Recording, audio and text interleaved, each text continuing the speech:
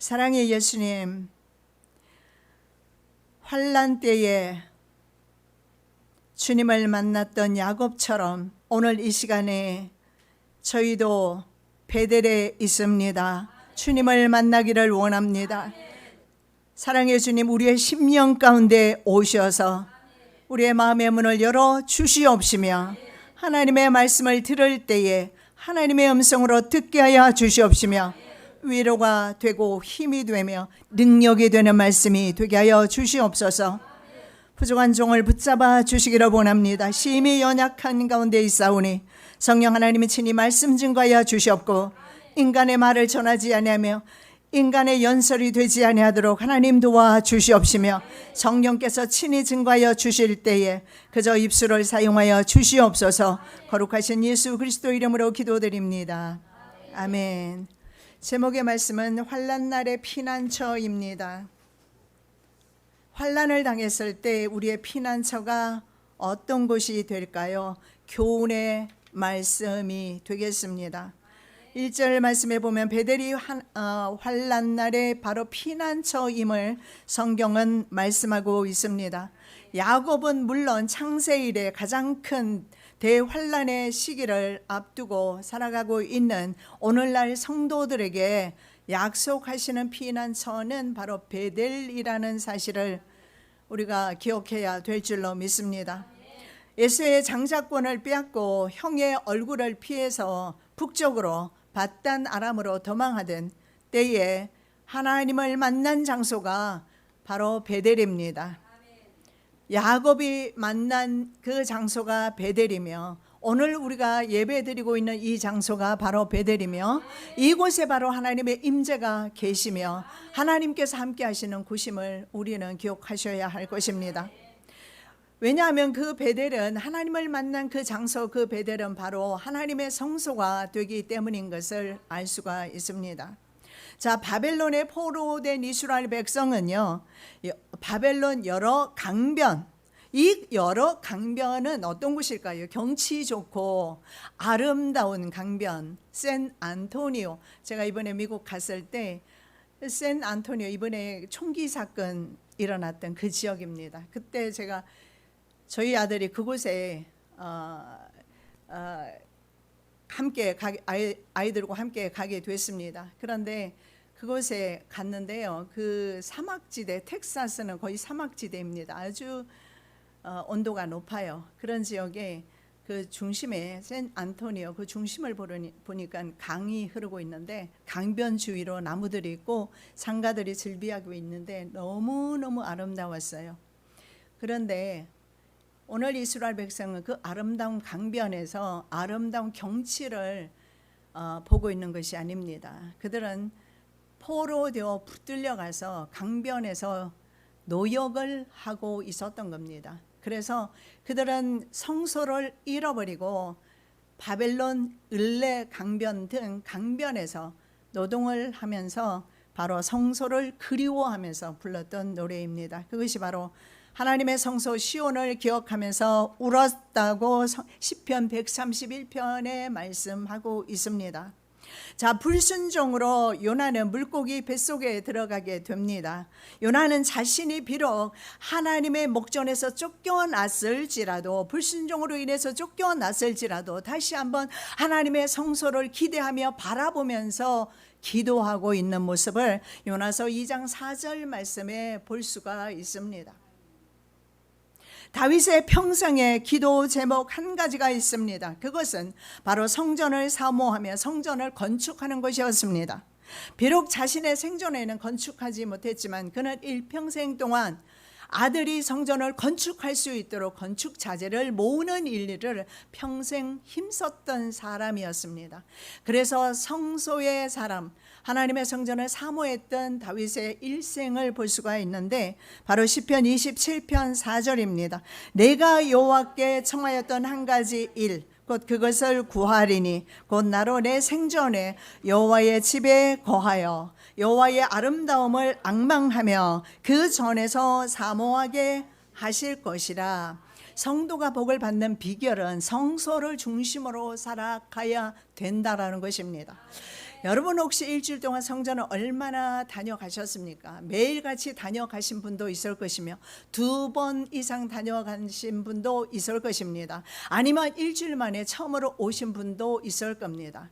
틀림없이 여러분의 삶의 환경에서 누리는 심령의 평강이나 복은 다르게 다가올 것입니다. 성소를 얼마나 사모하느냐. 이 성소는 하나님의 나라를 상징하기 때문에 하나님의 나라를 사모하고 하나님을 사랑하는 것만큼 성소를 더 가까이 할 수밖에 없습니다. 왜냐하면 성소에서 하는 기도를 하나님이 받으시고 성소에서 드리는 예배를 주님께서 기쁘게 받으시기 때문에 그렇습니다. 왜냐하면 하나님의 이름으로 하나님의 성전을 구별해 두셨기 때문에 그렇습니다. 이스라엘 백성은 성소를 귀하게 생각하지 않았고 결국은 성소를 잃어버리게 되고 바벨론에 포로되었던 것입니다. 요나는 하나님의 말씀에 불순종해서 다시스로 가다가 물고기 뱃속으로 들어가는 신세가 되어버렸습니다. 그래서 물고기 뱃속이 바로 환난의 장소입니다.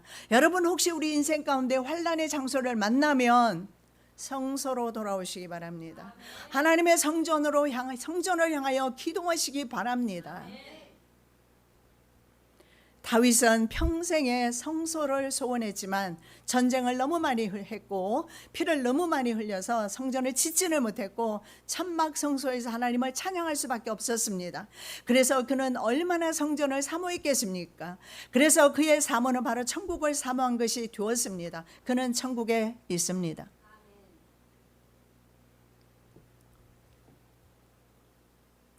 루스는 곧 베델이라는 이름으로 불리는 곳입니다. 야곱에 의해서 루스라는 지명이 베델이 된 것입니다. 루스가 바로 베델로 변화된 것입니다. 그렇다면 성도가 머무는 곳이 바로 성전이다 라고 생각해도 무방할 것입니다. 야곱이 다른 길로 가지 않고 루즈라는 그 길을 걸어가게 됩니다. 그리고 그곳에서 베개하고 누워서 잠을 자면서 그곳에서 하나님을 만난 것입니다. 여러분 하나님을 만나게 되면 그 장소를 절대 잊지 못할 겁니다. 여러분은 그 장소를 항상 귀하게 생각할 것입니다. 야곱에게 있어서 하나님을 만난 장소가 곧 성전이 된 것입니다. 이곳이 바로 하나님의 성전입니다. 이곳이 바로 베델입니다. 이곳에서 하나님을 만나는 은혜 있으시기 바랍니다. 목사도 아니요 옆에 있는 집사도 아니요 권사도 아닙니다. 이곳에서는 하나님을 만나는 장소입니다. 여러분은 새벽에 오셔서 기도하시고 낮에 오셔서 기도하시면서 누구를 만나고 가십니까? 하나님을 만나고 가시는 줄 믿습니다. 하나님은 하나님의 성소에서 하나님의 종들을 만나기를 원하십니다. 우리가 머무는 곳이 곧 하나님의 성소라고 했다면 우리의 가정 또한 하나님의 성소임을 잊지 마셔야 합니다. 하나님의 성소는 거룩해야 합니다. 구별두어야 합니다. 우리의 가정 또한 하나님의 성소이다. 왜냐하면 내가 머물기 때문에 하나님의 성소이다. 텍사스라는 곳은 정말 더운 지방이에요. 그래서 에어컨 남편과 아내 없이는 살아도 에어컨 없이는 못 살겠더라고요. 그곳에서 제가 오랜만에 갔지 않습니까? 며느리는 아이패드 사놓고 그리고 화장품 사놓고 1년 동안 내가 좋아할 만한 것들을 모아놓고 나를 기다리고 있다가 제가 복이 있지요. 이런 며느리 만났으니 정말 음식을 정말 때마다 따로 준비해서 음식을 해서 주고 그러는데 어느 날 아침에 제가 시차 때문에 잠이 잘 오지를 않아요. 그래서 기도를 하는데 내 마음속에 자꾸 며느리를 위해서 기도해라 하는 마음이 왔어요. 그래서 제가 자는 아이를 깨워서 오라고 했어요. 그리고 기도를 하는데 텍사스로 막 이사를 갔고 너무 덥고 하니까 사회적인 활동을 할 수가 없고 그리고 코로나로 인해서 자신의 남편, 제 아들이죠. 집에서 근무를 하고 그렇게 하다 보니까 얼마나 이 가슴이 정말 이런 아무 사회적인 생활을 하지 못하면서 힘들었겠습니까? 그 힘듦이 제게 느껴졌어요. 그런데 말이에요. 하나님께서 제게 주시는 마음은 뭐냐면 이 또한 하나님께서 연단하시며 또 훈련시키는 과정이다. 본인도 그렇게 들었지만 그런 어머니를 통해서 다시 한번 확인시켜주는 계기가 되어서 정말 눈물로 기도를 받으면서 다시 회복되는 모습을 봤습니다. 우리 성도가 하는 것은 바로 이런 회복의 역사가 있습니다. 왜냐하면 성도 자체가 바로 성소이기 때문에 그런 것입니다. 그래서 제가 함께 기도하면서 서로 힘을 주면서, 그래서 우리 가족들은 이렇게 만나면 함께 서로 기도해주고 또 하나님의 음성을 또 듣기도 하면서 나누기도 하면서 여러분의 가정 또한 그러한 복이 있기를 원합니다. 자녀들과 믿음이 하나 되어서 일치되어서 하나님 나라 일을 함께 이야기할 수 있는 그런 가정 되시기 바랍니다. 자, 이 루스라는 곳은요, 성경에 보면 이 루스라는 단어가 르즈라는 단어인데요, 샤케드라는 단어와 동일하게 사용이 돼요. 이 샤케드, 루스는 살구나무를 가리킵니다. 샤케드가 바로 살구나무이거든요. 그래서 루스를 가리킬 때 살구나무와 동일한 단어를 원어에서는 사용합니다. 이 살구나무는 아몬드 나무라고 합니다. 아몬드 열매 여러분 좋아하시죠? 먹잖아요. 그 나무예요. 그래서 아마도 루스는 살구나무가 아몬드 나무가 많아서 붙여진 이름일 것입니다. 그런데 이 살구나무 동네가 말입니다, 하나님의 성소로 바뀌어지는 것은 하나님의 자녀가 그곳에 머물렀기 때문인 것을 볼 수가 있습니다. 그래서 여러분, 하나님의 자녀는요, 어느 곳에 가든지 묶여있는 환경에서 자유케 하는 것입니다. 물론 저희 아이들도 기도하는 아이들이고 묶여있지는 않았지만, 그러나 부모를 통해서 다시 한번 하나님의 음성을 들으면서 자기 속에 없는 확신을 하나님께서 다시 보여주시고 힘을 얻게 해주시고, 이렇게 우리는 하나님의 자녀는 가는 곳마다 환경과 사람을 자유케 하는 사명이 있다라는 사실입니다. 그런데 어떤 사람은 그 사람 때문에 가정이 망하는 경우도 있고, 그 사람 때문에 분위기가 좋지 못하거나 그 사람으로 인해서 분쟁이 일어나거나 그럴 수도 있습니다. 우리는 화평의 사람이 되어야 할 것입니다. 우리는 주변의 환경을 자유케 하며 회복시키는 그런 하나님의 사역자임을 기억하시기 바랍니다. 자, 하나님의 임재를 경험한 그곳은 더 이상 살구나무 마을이 아니지요. 하나님의 집이 되었습니다. 부엘세바에 부모님이 살고 있었습니다. 형의 낯을 피해서 그곳을 떠나서 하란으로 정처없이 떠나던 야곱은 루스라는 곳에서 돌베기 하면서 자고 있었습니다. 그런데 꿈에 보니까 사다리가 보이는데 땅에서 사다리가 세워져서 하늘 꼭대기까지 닿습니다. 그리고 그 사다리를요, 천사들이 오르락내리락 하는 모습을 보는데, 여러분들이 새벽에 기도하면서 그러한 환상과 꿈이 열리는 시간 되시기 바랍니다.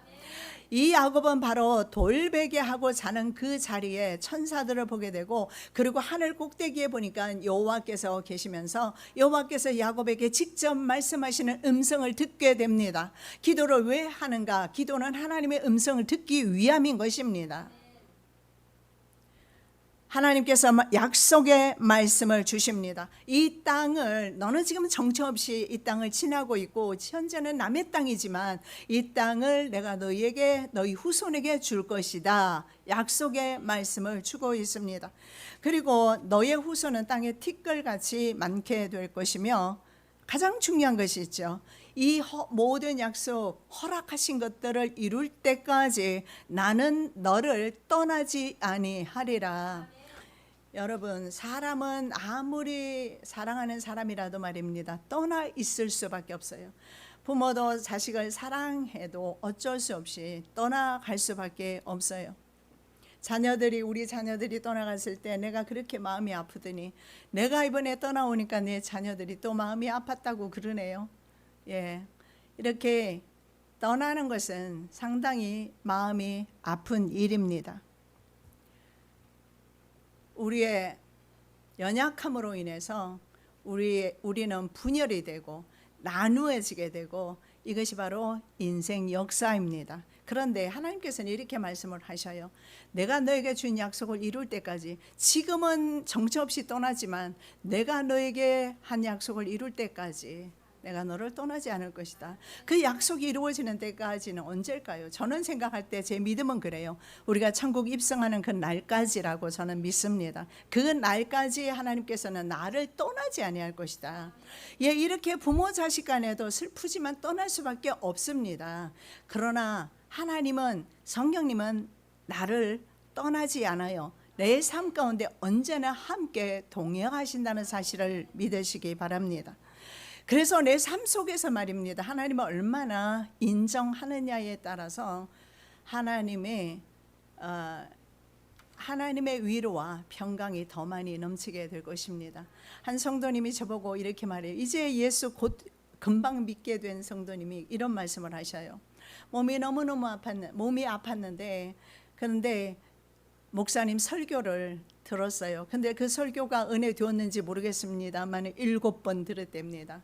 그런데 설교 말씀 듣고 나니까 내 아픈 모든 것이 깨끗하게 나았어요. 하나님의 말씀을 들을 때, 하나님의 말씀을 읽을 때, 하나님의 말씀을 먹을 때 치료의 은혜가 있음을 보게 되는 거예요. 왜 그렇습니까? 그 말씀이 바로 하나님이시거든요. 그래서 하나님의 말씀을 들을 때, 읽을 때 치료가 일어날 수밖에 없어요. 왜냐하면 내가 믿음으로 읽고 믿음으로 들으니까요.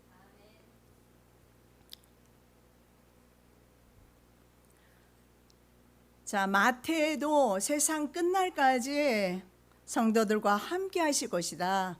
임마누엘을 약속하고 있습니다. 우리에게도 하나님의 약속이 있습니다. 우리에게도 하나님의 그 임마누엘의 은혜가 있는 것입니다.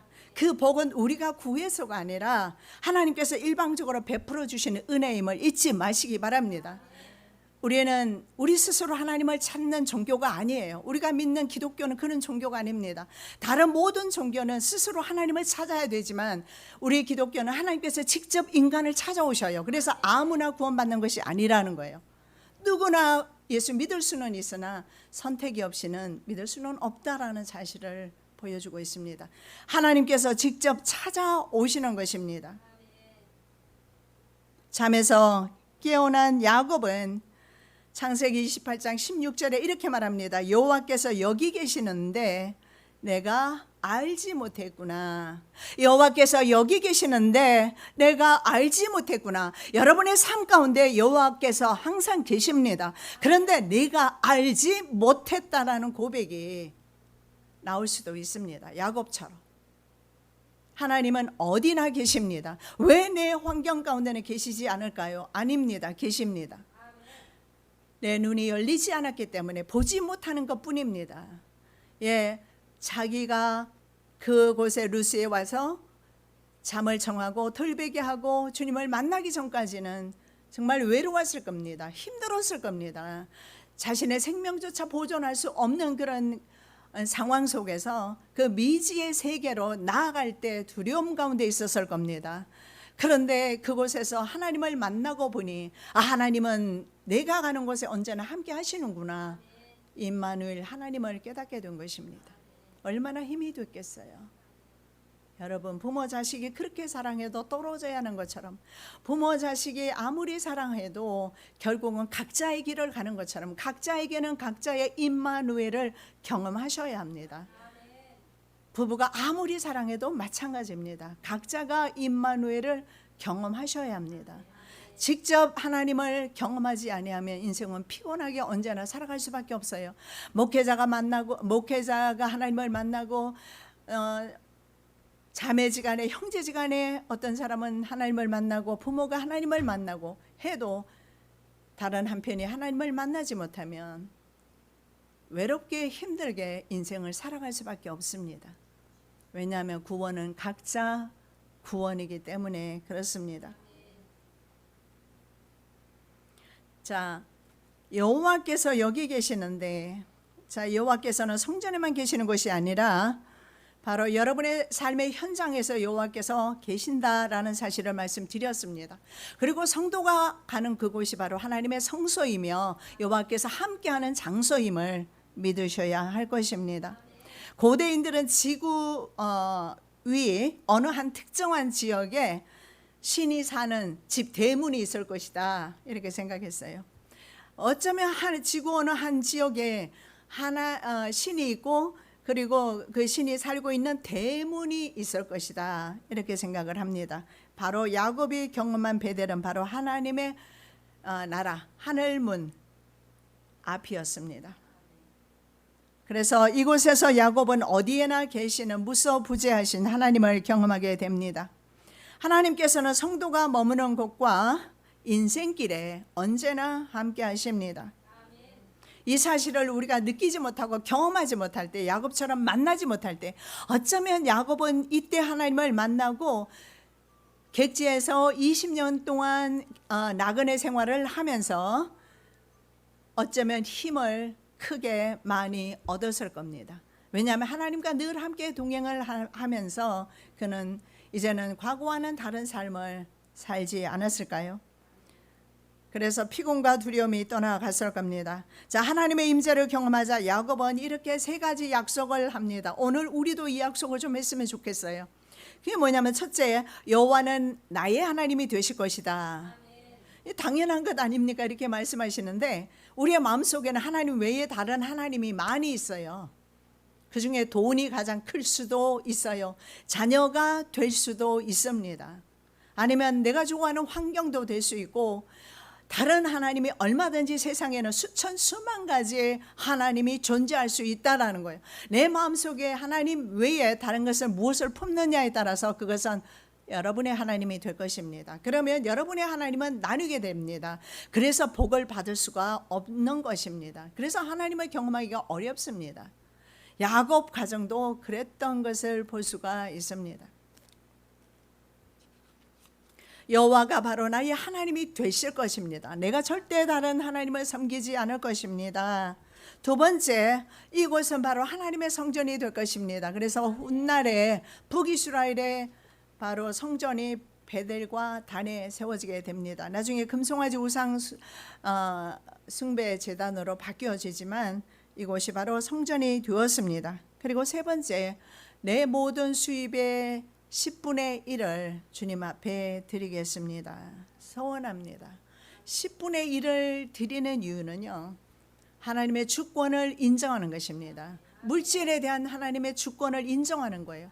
그걸 포기하는 것은 신앙이지 돈이 아니라는 사실을 기억하시기 바랍니다. 바로 야곱은 이 세 가지를 약속을 합니다. 그런데 말입니다, 하나님 앞에 이렇게 약속하고도 인간은요 자꾸 샛길로 잘 빠지려는 경향이 있어요. 근본적으로 죄악된 성향을 가지고 있기 때문에 그렇습니다. 그런데 지금 야곱은 오늘 본문에 보면 어디에 있습니까? 소원을 갚을 생각은 하지 않고 곁길 초장으로 빠져버렸습니다. 베델로 내려오는 중에 말입니다, 오른편 쪽에 세겜이라는 곳이 있는데 그곳으로 빠져가서 그곳에서 집을 짓고 우리간을 짓고 그렇게 살고 있었던 겁니다. 그곳에서 문제가 생겼어요. 그곳은 어떤 곳입니까? 전 본연의 철로 역정에 보면 의심의 성이라는 성이 나옵니다. 거기에 보면 절망 거인과 자포자기 부인이 나옵니다. 이름을 너무 잘 지었죠. 의심의 성에 갇혀서. 그리고 절망 거인, 자포자기 부인 세트로 둘이 똑같이 절망하며 자포자기하며 사는 곳이 바로 어떤 곳일까요? 그곳이 바로 세겜입니다. 그곳은 바로 세상입니다. 여러분의 눈이 세상을 향할 때 자포자기할 수밖에 없고 절망할 수밖에 없고 하나님에 대한 믿음을 의심할 수밖에 없다는 사실을 볼 수가 있습니다. 찬송가 474장 가사는요, 이 세상에 근심된 일이 많고 참 평안을 몰랐구나. 세상이 바로 세겜입니다. 이 세상에 곤고한 일이 많고 참 쉬는 날 없었구나. 여러분 한번 일생을 이 시간에 잠깐만이라도 한번 돌아보시기 바랍니다. 쉬지 않고 일해 왔던 나의 과거를 말입니다. 이 세상에 죄악된 일이 많고 참 죽을 일 쌓였구나. 그래서 우리는 좀 자주 죽겠다라는 말을 사용 많이 해요. 죽겠다라는 말을 더 이상 사용하지 아니하는 은혜 있으시기 바랍니다. 우리 인생의 피곤함을 노래하고 있다는 사실을 보게 됩니다. 어느 곳이나 하나님은 계십니다. 맞습니다. 임마누엘 하나님은 어느 곳이나 계십니다. 그러나 여러분, 성도는 말입니다. 자리 봐가면서 앉아야 돼요. 자리 봐가면서 이사해야 되고, 자리 봐가면서, 이 말은 제가 점을 쳐서 가라는 말이 아니라 아무 곳에나 우리는 가서 앉아서는 안 된다라는 것입니다. 성도가 있어야 할 곳에 있어야 합니다. 성도가 살아야 할 곳이 따로 있다라는 사실을 보여주고 있습니다. 악인의 꾀를 쫓거나 주인과 함께 걷거나 살지 않아야 한다라는 것입니다. 우리가 인생의 피곤함을 느끼는 이유는 바로 이런 세상 사람들의 삶의 패턴과 동일한 모습으로 살아가기 때문에 그런 것입니다. 베델에 있게 되면 베델에 하나님이 계시기 때문에 더 이상 내 짐이 아니고 하나님의 짐이 되기 때문에 더 이상 두렵지 않아요. 분명히 하나님은 약속하셨어요. 너는 지금은 이렇게 쫓겨가지만 그러나 다시 내가 이 땅으로 돌아오게 할 것이다. 그 약속을 하나님은 지키셨어요. 우리가 돌아갈 본향이 어딥니까? 이 세상 아니지 않습니까? 근데 왜 이 세상이 끝인 것 마냥 죽을 힘을 다해서 세상에서 잘 살아보려는 노력만을 하고 있는 거예요. 우리가 돌아갈 곳은 바로 저 본향 하나님의 나라인데 말이죠.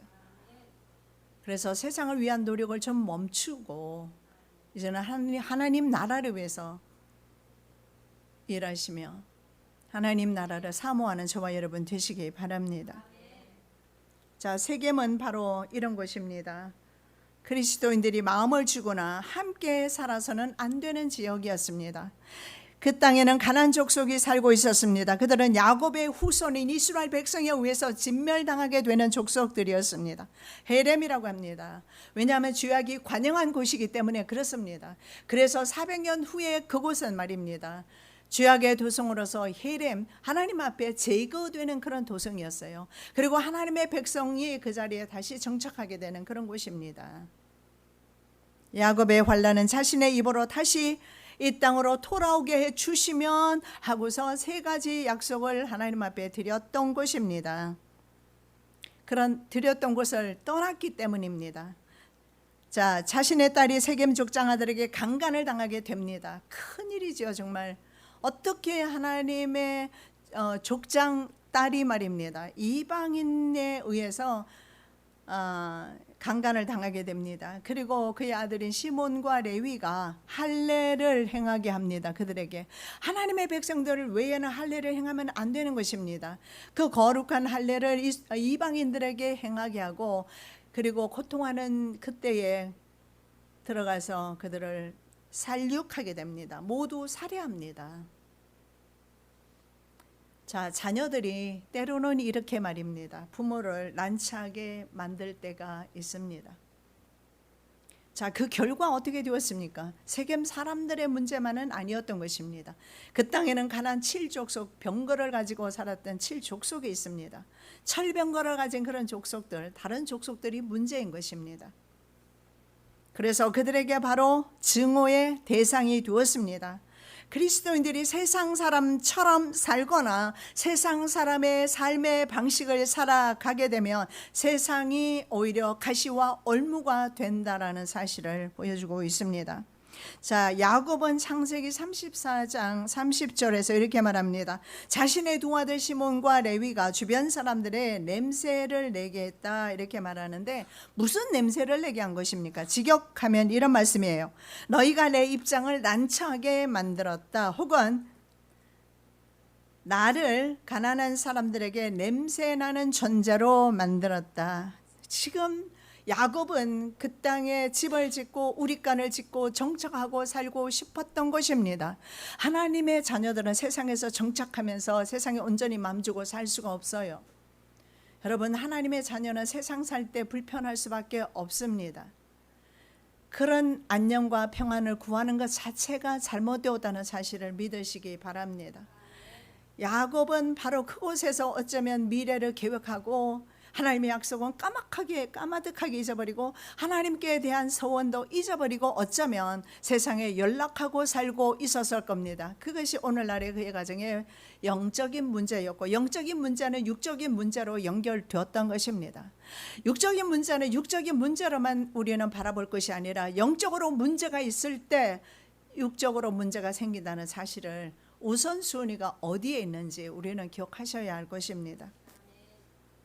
이제 야곱의 상황은 어떻습니까? 그 땅에서 좀 그들과 서로 교육하면서 평안하게 살고 싶은데 이제 좀 살게 되었는데 쫓겨나게 생겼어요. 도망가야 되는 신세가 되었습니다. 추격당했습니다. 추격당하는 자가 있었음을 성경은 보여주고 있습니다. 야곱은 어쩌면 그런 상황이 전혀 기쁘지 않았을 겁니다. 그래서 자신의 아들들을 비난합니다. 너희들로 인해서 내 입장이 난처하게 되었다, 이렇게 말하는 것으로 봤을 때 말입니다. 그래서 자신은 자신에게 주어진 상황이 기쁘지 않아요. 여러분 어떻습니까? 자신의 상황이 기쁩니까? 자신의 환경이 그저 감사합니까? 아니면 자신의 상황이 불편하거나 싫습니까? 영적인 문제가 있습니다. 반드시 영적인 문제가 있어요. 곁길 초장으로 빠졌기 때문입니다. 세겜으로 빠졌기 때문입니다. 그럼 방법은요? 다시 베델로 돌아와야지요. 돌아올 그때에 우리의 모든 상황은 전과 다르게 될 것입니다. 자, 그래서 본인은 싫지만 곁길로 빠진 야곱을 베델로 가게 하시는 하나님의 섭리였다라는 사실입니다. 그래서 우리의 불편한 상황은 하나님의 섭리입니다. 그래서 빨리 성전으로 돌아올수록 얼마나 성전을 가까이 하면서 사느냐에 따라서 상황은 달라질 것입니다. 여러분이 세상에 몸을 두고 세상을 더 사랑하는 한다 할지라도 여러분, 세상은 여러분에게 만족을 주지 못할 겁니다. 똑같이 미국 생활을 시작했던 한 분이 있는데요, 저와 똑같이 2년 후에 들어왔으니까요. 제가 들어가고 2년 후에 들어왔으니까. 그런데 그분은 처음부터 하나님께서 계속 말씀 묵상하라고 말씀하셨어요. 그리고 왜냐하면 하나님께서 그 말의 지혜를 주셨기 때문에 복음을 전하면서 살라고. 그러나 그 사람은 하나님의 일을 하는 것을 선택하지 않았어요. 그리고 스스로 일해서 벌어먹고 살기로 결정한 것입니다. 그래서 15년이 넘도록 지금까지 한 곳에서 종아요리집에서 일을 하고 있어요. 내가 미국 떠날 때도 일하고 있었고 지금 다시 돌아갔을 때도 역시 그 자리에서 일을 하고 있는 모습에서 제가 그런 지적을 했습니다. 나는 하나님 나라를 위해서 지금까지 달려왔는데 자네는 무엇을 위해서 그렇게 지금까지 달려왔는가? 그래서 조금씩 하나님 나라 일을 위해서 이제는 영적인 일에 조금씩 한꺼번에는 안 되겠지만 힘을 써라. 그래서 육적인 일에서 이제는 조금씩 영적인 일로 비중을 더 줄 때 차츰 나중에 육적인 일은 끊어지게 되고, 이미 하나님께서는 남편을 통해서 경제적인 물건을 하나님이 이미 주셨거든요. 주셨지만 그러나 본인은 본인의 힘으로만 평생을 살아왔기 때문에 자신이 일을 하지 않으면 살아갈 수 없다라고 생각하고 있습니다. 그래서 제가 갔을 때는 몸이 형편없이 너무 아파서 일을 할 수 없을 정도로 힘든 상황 속에 있었어요. 한국에 와서 시술까지 하고 갔는데 다시 그 부분에 문제가 생긴 것 같아요. 그래서 제가 기도해주고 돌아왔는데 어떤 길을 가는가 제가 그분에게 말했어요. 아직도 늦지 않았다. 자네는 나보다 나이가 10살이나 아래이기 때문에 지금도 늦지 않았다. 지금부터 어느 길을 갈 것인가 본인이 선택해라. 영적인 일을 힘쓸 것이면 이제 하나님께서 가정의 호주가 되어주실 것이고, 계속해서 스스로 가정 호주가 되겠다면 어쩌면 10년 후에도 그는 그 자리에 있을 수 있겠습니다. 그러나 지금 어떻게 결심하느냐에 따라서 환경은 바뀌어지게 될 것입니다.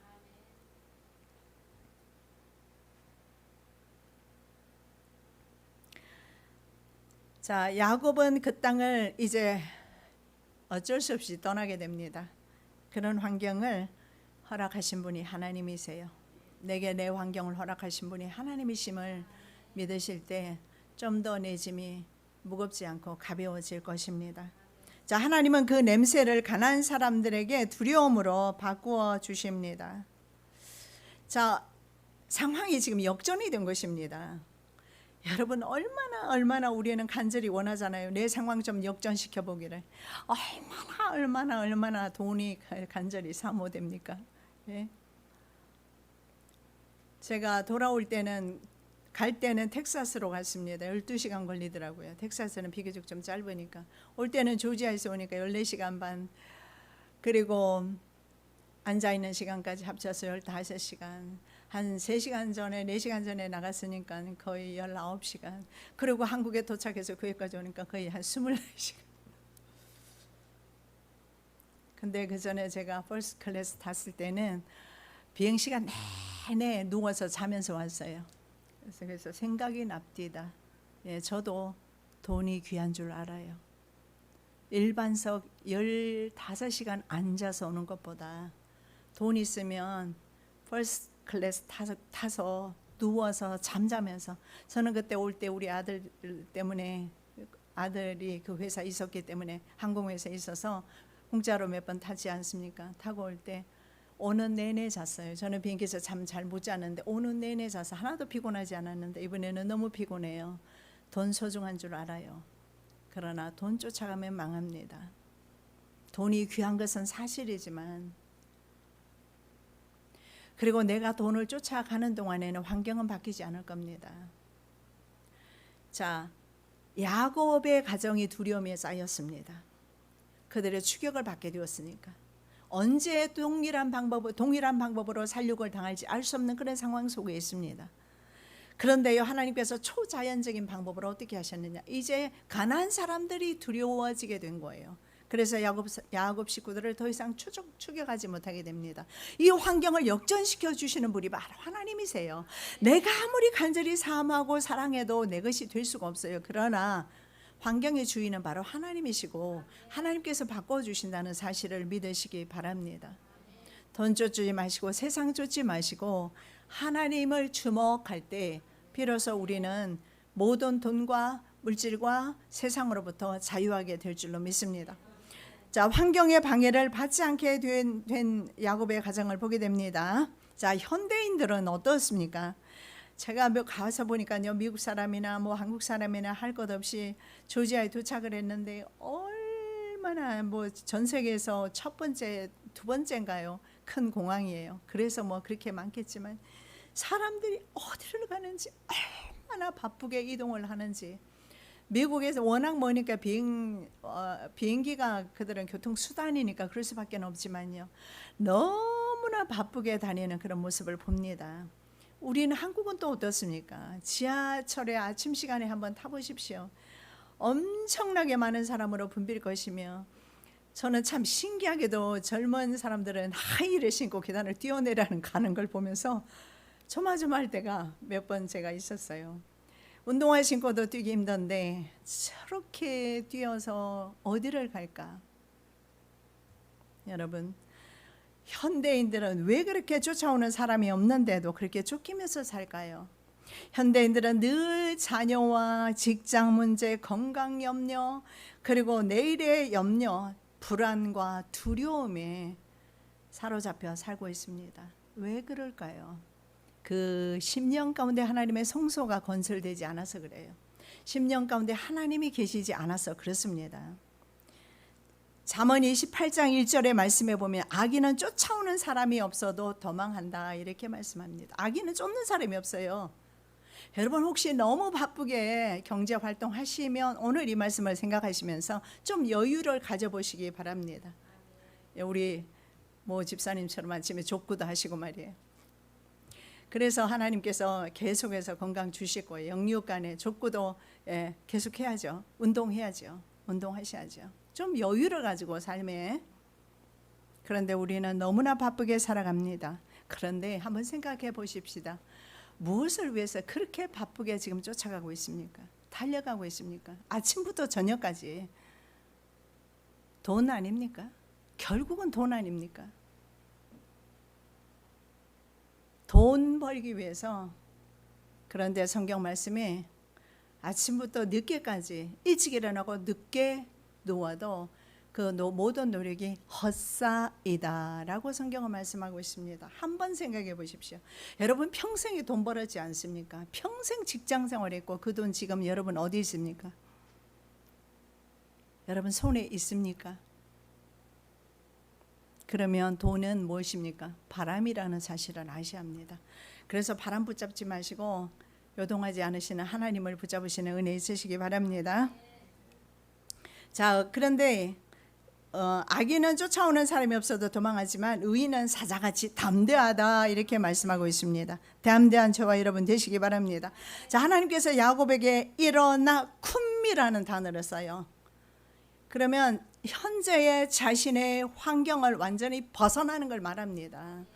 일어나서 베델로 올라가라. 지리적으로 내려오는데 올라가라 말씀합니다. 영적으로 야곱 가정이 다운되어 있음을 볼 수가 있습니다. 자, 그래서 이제는 서원할 때를 이룰 때가 왔음을 알 수가 있습니다. 그런데요, 베델로 가져가지 말아야 될 것이 있습니다. 이렇게 이제는 하나님께서 가라고 하셔서 베델로 올라가는데 베델에 가져가지 말아야 될 것이 있어요. 하나님의 성전에 가져가지 말아야 될 것이 있어요. 그것이 뭐냐면 이방 신상입니다. 이건 낯선 신들이에요. 야곱은 낯선 신들을 아마 야곱의 가정에 있었던 것 같습니다. 왜냐하면 신상을 버리게 되니까요. 이방 신상을 버리라고 말합니다. 그리고 의복을 바꾸라고 말합니다. 외형적인 회개의 모습이 바로 옷을 바꿔 입는 것인데 마음과 몸이 정결하게 되는 것이 필요합니다. 자, 모세 시대 결례 의식으로 옷을 정결케 했던 일이 있습니다. 헌신과 순종을 의미합니다. 옷을 바꿔 입어라. 옷을 바꿔 입으시는 저와 여러분 되시기 바랍니다. 그리고 세 번째, 자신을 정결케 해라. 이건 역시 자신의 마음이에요. 여러분 정말 중요한 것이 마음입니다. 옷을 아무리 바꿔 입어도 안 돼요. 환경을 바꿔도 안 돼요. 중요한 것은 마음을 정결케. 어디로? 하나님께로. 마음이 하나님께로 있어야 합니다. 그리고 어디로 갑니까? 베델로 가는 거예요. 그들은 우상을 바로 상수리 나무 아래 묻습니다. 그리고 베델로 올라가게 됩니다. 그곳에서 하나님을 다시 만나게 됩니다. 베델은 하나님이 계시는 곳이기 때문이고 베델은 환난 날에 과거에 쫓겨가던 야곱을 만나주셨던 곳입니다. 응답하신 곳입니다. 그래서 우상들을 라헬 같은 경우에 두라빔을 가지고 있었지 않습니까? 아버지의 두라빔, 신이죠. 그것을 묻고 이제 그들은 모든 죄악을 땅에 묻습니다. 그러면 두렵지 않아요. 돈이 없어도 두렵지 않아요. 내일을 어떻게 살을까 두렵지 않아요.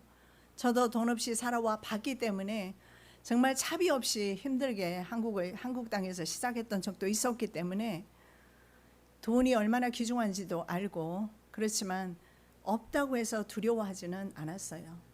없음으로 인해서 두려워하지 마십시오. 정말 우리가 두려워해야 하는 것은 하나님이 내게 없음을 두려워하셔야 합니다.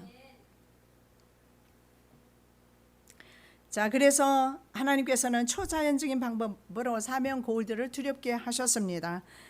인생길에 종종 나타나는 복병들 말입니다. 막아서 처리하시는 분은 하나님이시지 호주가 아닙니다.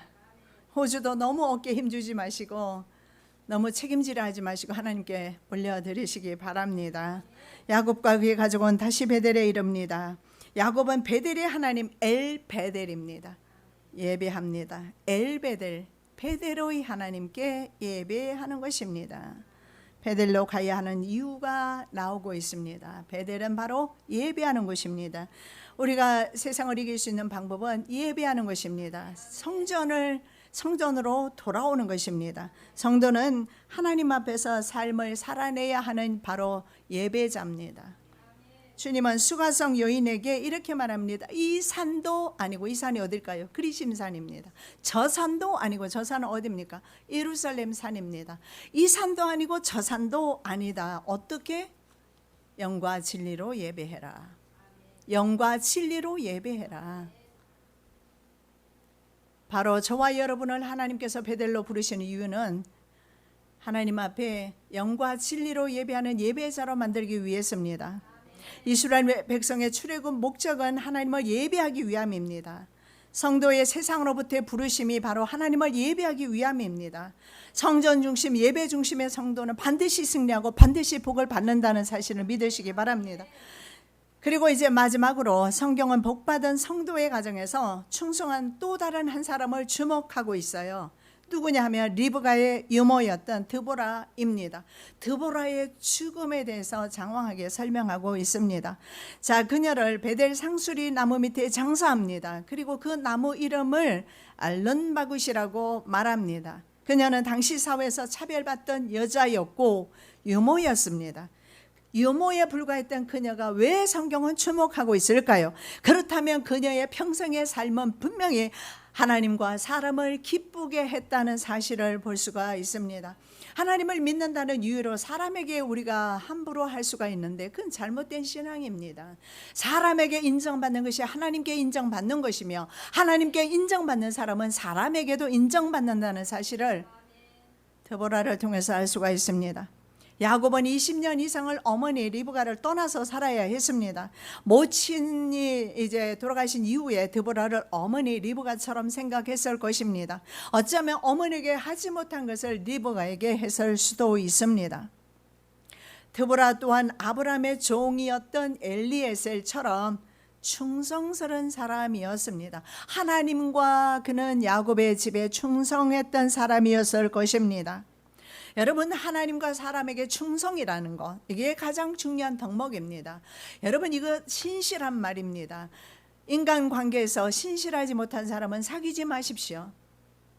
믿을 수가 없거든요. 하나님과 사람에게 신실하셔야 합니다. 말을 뱉으면 반드시 실행하셔야 할 것입니다. 하나님 앞에 충성하고 가정에 충성하는 그런 성도 말입니다. 그녀는요 2대에 걸쳐서 충성을 했습니다. 그리고 하나님은 그 충성을 주목했습니다. 어쩌면 유모였어요. 자신의 기업도 없습니다. 자신의 자녀도 없었을 겁니다. 야곱을 자식처럼 그렇게 키웠을 것이고 됐을 겁니다. 그런 충성이 어디 있습니까? 하나님은요 그렇게 충성하는 그 모습을 기뻐하고 주목하고 계셨다. 자, 그녀의 임종은 온 집안을 눈물바다로 만들게 됩니다. 알론바굿은요 어떤 의미냐, 눈물의 상수리 나무 혹은 통곡의 상수리 나무입니다. 신분과 귀천 상관없습니다. 그리스도인은 하나님 앞에 책임 있는 존재로 살아야 합니다.